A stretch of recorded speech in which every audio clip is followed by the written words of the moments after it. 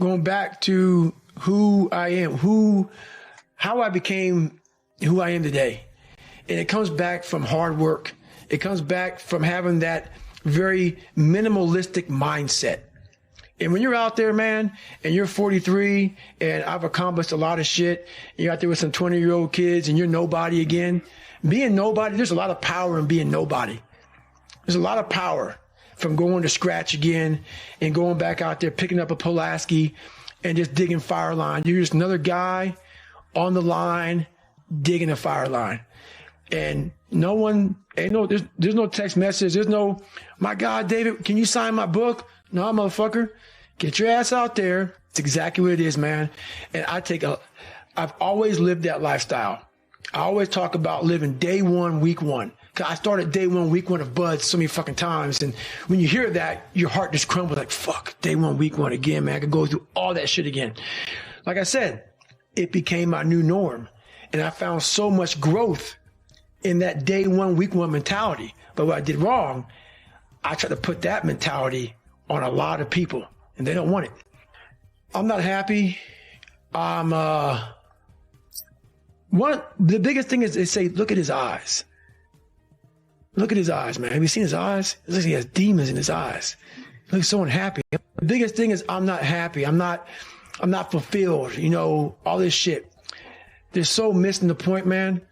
What they see in me is a very focused, driven human being who found a buried fucking treasure within himself. Not many people found it. So the journey I'm on is very different than most people, which is why I don't judge people. I'll say that many times. I don't judge people. I'm judged a lot by how I look. My eyes, my not smiling all the time, not laughing, not joking.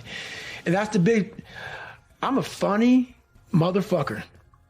Big time. But guess what? Right now, it's easy to be happy. It's easy to smile. Those are the good times. The good times. Those times don't need to be trained. I had to train myself for good times. Those times for most people don't need to be trained. What I'm trying to give you all is the misery of sometimes we go through in life. Those are the times we don't want to fucking talk about. We want to skip forward to peace. Let's just fucking fuck all this. Let's skip all this pain and suffering and misery of real life. Let's cover it over, nice big blanket, and let's find peace. No. Sorry. It's not possible. Got to go into that fucking hellhole of life that you have that fucked you up and fix it. And that's what I'm here to do. Go to war with yourself before you find peace. So I'm trying to give you tools on how to do that.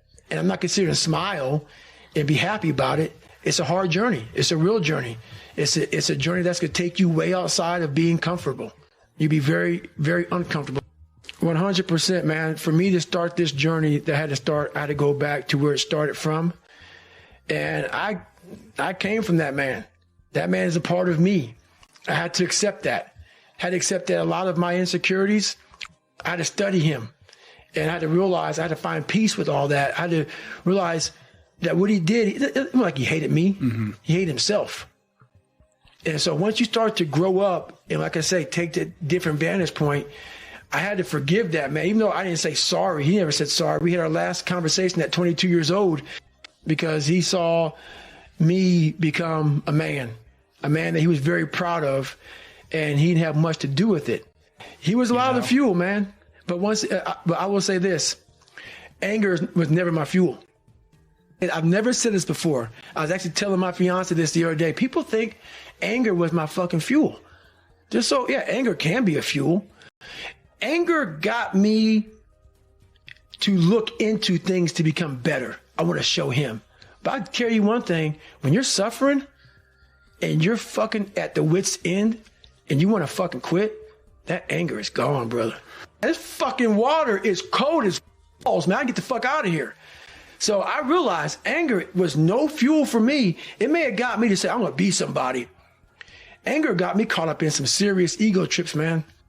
But those fires start by a little motivation. And this is what I'm looking at, man. It's like a little spark starts these big fires. It was so crazy. And that's why I look at motivation. You want that thing to boil over and catch a nice big log. It's going to burn a long time. Then that big long starts catching everything on fire. This is your soul. So motivation a lot of times can be fucking just put some water on it, puts it out. That motivation needs to turn into drive, passion, obsession to what you want to become. And once you become obsession or driven, it's a fucking inferno. So now you got to call in tons of firefighters and call in for help for here, calling for help from there. And they're not putting that shit out. Only thing that can take that thing out, it's got to burn itself out. One of the first ways to come to know yourself is to understand that you don't. And that you also don't know the people you love very well. But we'll get to that. You know, you can learn to kind of watch yourself like you're watching a stranger. But you have to adopt a position. It's a position of radical humility, I would say. Both humility in two senses. So one sense would be the humility of recognizing your ignorance. So you have to understand that you don't know who you are. And that's not easy to understand because you think you know. But then, you know, you remember you can't control yourself very well. You're not very disciplined. You're full of flaws. Maybe you don't know yourself as well as you think. But it's hard to get low enough to understand how deeply it is the case that you are ignorant about who you are. Now, there's an upside to that, too, which also is that you're also ignorant about who you could be. And so the discovery of that, you know, is some reward for the horror of determining who you actually are. And then I would say, well, then you watch yourself, you know, and you attend to your conscience and you watch yourself like you're watching a stranger. You watch what you say and you listen. And you think, well, what sort of person would say that? And how am I reacting emotionally when I'm communicating in that manner? You know, is that making me feel stronger, weaker? Is it filling me with shame? Is it helping my confidence? Am I laying out a lie? Am I deceiving myself and other people? Am I adopting this personality at parties that is designed to impress and to amuse, and it comes across as nothing but like self-centered narcissism? What are my dark fantasies? What are my aggressive fantasies? What is it that I'm willing to do? What am I interested in so that I'll spontaneously pursue it? What do I procrastinate about and why? What am I unwilling to do? What do I think is good? What do I congratulate myself for accomplishing? And what do I berate myself for failing to confront and to implement? Those are all incredibly complicated questions, and you don't know the answers to them. So that's a start. And then in terms of potential, well, you'll discover a little bit more about your potential as you discover who you are, especially the darker parts of yourself, because then you discover your potential for mayhem. There's some real utility in that. You know, the discovery that you're dangerous. It's such a useful discovery. It's actually something that strengthens you, because the first thing that a realization like that can, in fact, produce is the ambition to incorporate that danger into a higher order personality, that dangerousness into a higher order personality. And that can make you implacable. That can make you someone who can say no when you need to say no. You know, that can make you someone who won't avoid necessary conflict. And so that's unbelievably useful. And so that's one of the potentials that you might discover. The other thing you do to discover your potential is to, well, you challenge yourself. You know, it's like